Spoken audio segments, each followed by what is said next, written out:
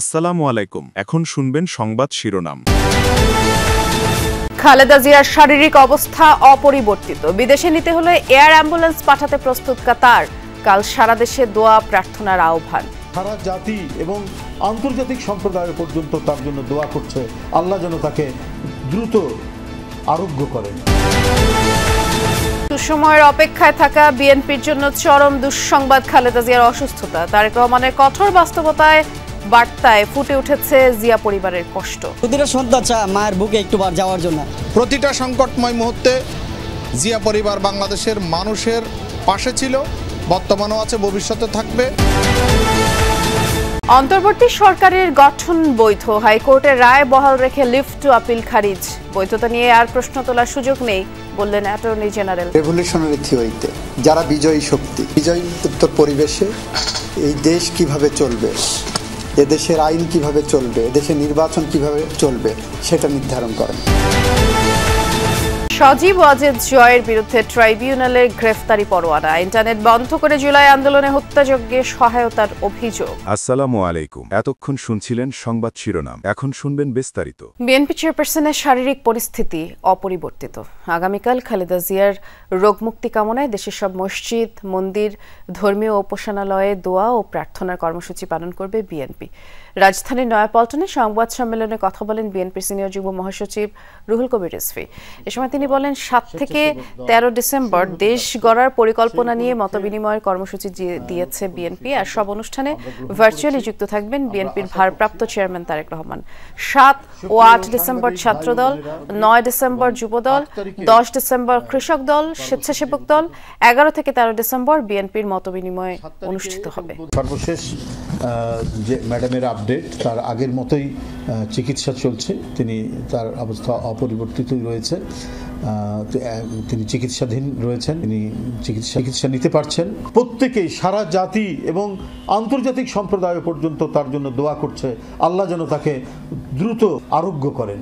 সরকারের পক্ষ থেকেও বিএনপি চেয়ারপারসন এবং 3 বারের সাবেক প্রধানমন্ত্রী বেগম খালেদা জিয়ার রোগ মুক্তি কামনা করে আগামীকাল সারা দেশে দোয়া ও প্রার্থনার আহ্বান জানানো হয়েছে। সকালে প্রধান উপদেষ্টার প্রেস উইং থেকে পাঠানো এক বিজ্ঞপ্তিতে এই তথ্য জানানো হয়। সেখানে মসজিদগুলোয় বাদ জুমা বিশেষ দোয়া ও মোনাজাতের আহ্বান জানানো হয়। তাছাড়া মন্দির, গির্জা, প্যাগোডা সহ অন্যান্য ধর্মীয় উপাসনালয়ে সংশ্লিষ্ট ধর্মের রীতি আচার অনুযায়ী প্রার্থনার আহ্বান জানানো হয়। একই সাথে দেশের সর্বস্তরের মানুষকে নিজ নিজ অবস্থান থেকে বেগম খালেদা জিয়ার রোগ মুক্তির জন্য দোয়া ও প্রার্থনার জন্য অনুরোধ করা হয়। এর আগে বুধবার সন্ধ্যায় বেগম খালেদা জিয়ার স্বাস্থ্যের খোঁজ খবর নিতে এভারকেয়ার হাসপাতালে যান প্রধান উপদেষ্টা ডক্টর মোহাম্মদ ইউনূস। তাকে স্বাগত জানান বিএনপি মহাসচিব। পরে মেডিকেল বোর্ডের চিকিৎসকদের সাথে নিয়ে সরাসরি খালেদা জিয়ার কাছে যান ডক্টর ইউনূস। সবাই যখন ভাবছিল প্রচন্ড সুসময়, তখনও যেন দুঃসময় পিছু ছাড়ছে না বিএনপি কর্মীদের। বাংলাদেশের জন্ম ইতিহাসের সাথে জড়িয়ে আছে জিয়া পরিবারের কষ্ট। তা আবারও সামনে এলো খালেদা জিয়ার ভীষণ অসুস্থতা ঘিরে। বুক বেঁধেছে কর্মীরা। ৭১-এর উত্তাল রক্তক্ষয়ী দিন। কালুরঘাট বেতার কেন্দ্র থেকে স্বাধীনতার ঘোষণা দিয়ে রণাঙ্গনে মেজর জিয়াউর রহমান। ঢাকায় পালিয়ে এলেও গ্রেফতার এড়াতে পারেননি খালেদা জিয়া। 2 সন্তানকে সঙ্গে নিয়ে কাটে প্রায় 5.5 মাসের অনিশ্চিত লড়াকু বন্দি জীবন। এরপর 81-তে প্রেসিডেন্ট জিয়াউর রহমান হত্যা। শুধু দল হিসেবে বিএনপি নয়, গোটা দেশের সামনেই অন্ধকার সময়। 2 সন্তান নিয়ে ভবিষ্যৎ ভাবনা খালেদা জিয়ার। মাইনা ছিল বোধহয় পে স্লিপ যা আসতো আর কি 2200 বোধহয়, 2000 টাকা দিত, ওর মধ্যেই আমার সংসার চালাতে হতো। নেতাকর্মী ও জনগণের ডাকে বিএনপির নেতৃত্বে আসেন সেই দৃঢ় শান্ত গৃহবধূ। রাজপথে 9 বছরের সংগ্রাম শেষে 91 রাষ্ট্র ক্ষমতায় খালেদা জিয়া। আলোচিত 1/11 সময়ে গ্রেফতার হন তারেক রহমান। প্রায় 6 মাস পর গ্রেফতার হন মা BNP chairperson Khaleda Xiao. Zia পরিবারের আরেক সন্তান আরাফাত রহমান কোকো কারাগারে। কঠিন পরীক্ষায় কারাবন্দী গোটা পরিবার।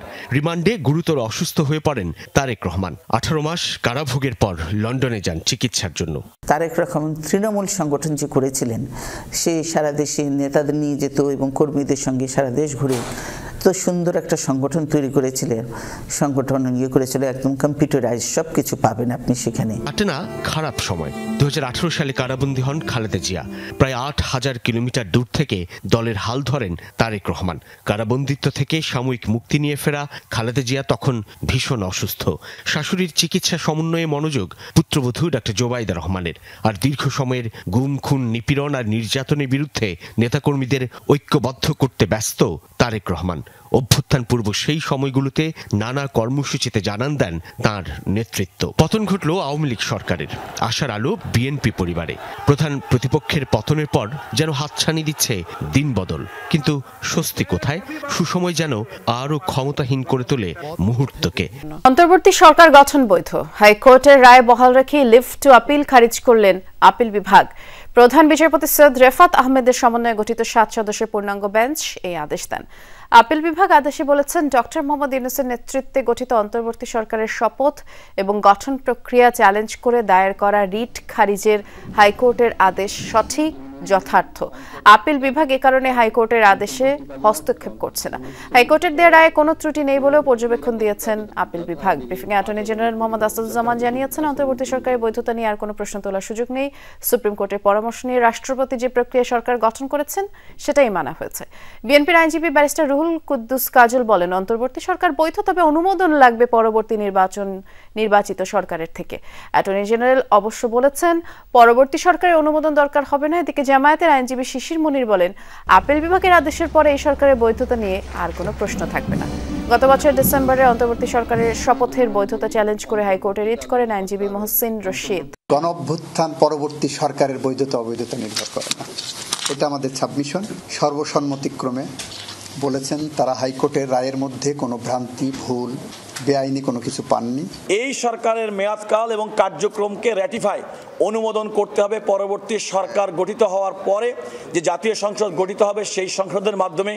এই রায়ের ফলে বর্তমান সরকারের বিভিন্ন কর্মকাণ্ড, বিশেষ করে 3টা ম্যান্ডেট, নির্বাচন, বিচার এবং সংস্কার সম্পর্কের বৈধতার ব্যাপারে আর কোনো প্রশ্ন থাকবে না। সজীব অজিত জয়ের বিরুদ্ধে গ্রেফতারি পরোয়ানা জারি করলো আন্তর্জাতিক অপরাধ ট্রাইব্যুনাল। শেখ হাসিনার ছেলে এবং তার আইসিটি বিষয়ক উপদেষ্টার বিরুদ্ধে জুলাই গণ অভ্যুত্থানে ইন্টারনেট বন্ধ করে হত্যাযজ্ঞে সহায়তার অভিযোগ আনা হয়েছে। একই মামলায় সাবেক আইসিটি প্রতিমন্ত্রী জুনায়েদ আহমেদ পলককে গ্রেফতার দেখানোর আবেদন করেছে প্রসিকিউশন। এর শুনানি হবে 10 ডিসেম্বর। দুপুরে তাদের বিরুদ্ধে আনুষ্ঠানিক অভিযোগ ট্রাইব্যুনালে দাখিল করে প্রসিকিউশন। পরে সেই অভিযোগ আমলে নিয়ে গ্রেফতারি পরোয়ানার আদেশ দেয় ট্রাইব্যুনাল। বুধবার এই মামলার তদন্ত প্রতিবেদন হাতে পায় প্রসিকিউশন। জয় ও পলকের বিরুদ্ধে অভিযোগ ইন্টারনেট ব্ল্যাকআউট করে জুলাই আন্দোলনে সংগঠিত হত্যাকাণ্ডে গোপনে সহায়তা করা, যাতে এ সম্পর্কে দেশ বিদেশ থেকে কেউ কিছু জানতে না পারে। এছাড়াও কারফিউ দিয়ে ছাত্র জনতাকে হত্যার পরিকল্পনার অভিযোগে সাবেক আইনমন্ত্রী আনিসুল হক ও প্রধানমন্ত্রীর বেসরকারি বিনিয়োগ উপদেষ্টা সালমান এফ রহমানের বিরুদ্ধে অভিযোগ আমলে নিয়েছে ট্রাইব্যুনাল। 10 ডিসেম্বর তাদের হাজির করার নির্দেশ দেওয়া হয়েছে। চট্টগ্রাম বন্দরের নিউমোরিং টার্মিনাল পরিচালনায় বিদেশি কোম্পানির সাথে চুক্তির প্রক্রিয়া নিয়ে ভিন্ন মতের রায় দিলেন হাইকোর্ট। দ্বৈত বেঞ্চের জ্যেষ্ঠ বিচারপতি রায় বলেছেন, চুক্তি প্রক্রিয়া অবৈধ। বিদেশি কোম্পানির সাথে চুক্তি করতে পারবে না অন্তর্বর্তী সরকার।